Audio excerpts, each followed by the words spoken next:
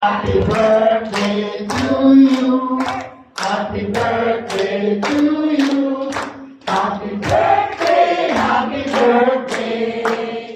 Happy birthday to you. Happy birthday to you. Happy birthday to you. Happy birthday, happy birthday. Happy birthday to you. Okay? Papunta dito ang ating birthday. Nasa iyo ang kanyang Panginoon.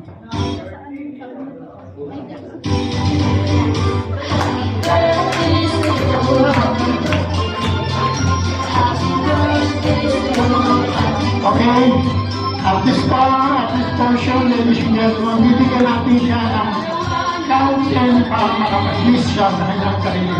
Okay, ready? Go! And 1, 2, 3, 4, 5, 6, 7, 8, 9, 10, and yeah!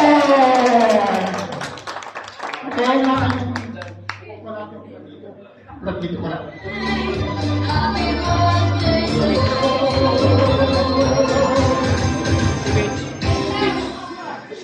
Okay. At this point, bibigyan namin ang pagkakataon. Some of our volunteers, the eyes and guests. I thank you very much for coming on my birthday. Though I got the family here, you are all my friends. You are my family. Thank you for everything. Thank you for your friendship and your loving heart. Thank you very much.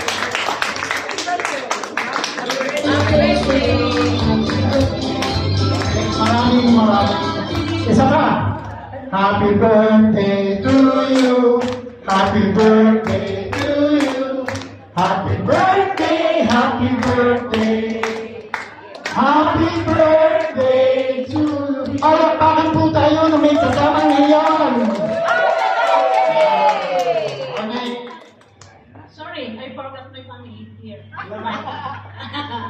love you all.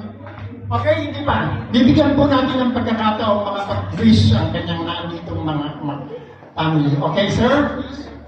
Sa inyo lahat, Tita Susan, I wish na ma-reach mo yung wish mo. Sana grabe. Alam ko, masaya ka. Ano sasabi ko? Happy birthday. More birthdays to come. Keep safe. Stay healthy. That's all. Palakpakan po natin ang kanyang nagsindihan.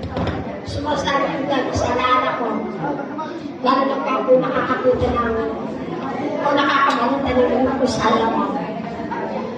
Pagkamat tinatanggap ko, hindi na ako katulad ng kailan. Bawat tungtong ko nasa gitna. Kaya medyo hinihirin ako. Meron pa man, kayong lahat ay makakalimutan.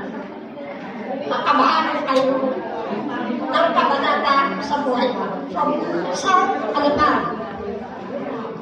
Walang liligtas. Bago kayo lahat.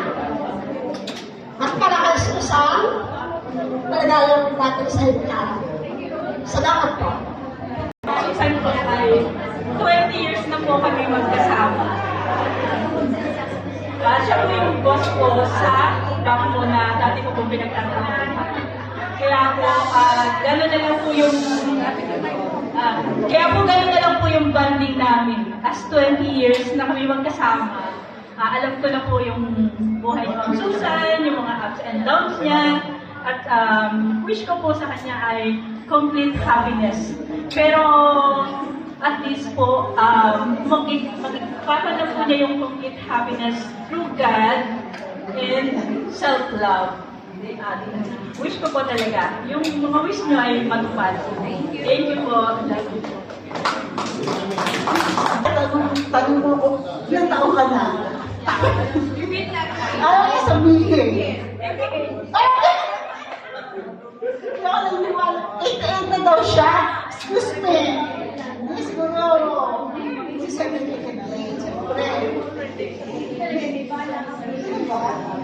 But anyway, actually, ako last May 15. Parehas kami ito May, kaso doon ako sa Manila that birthday.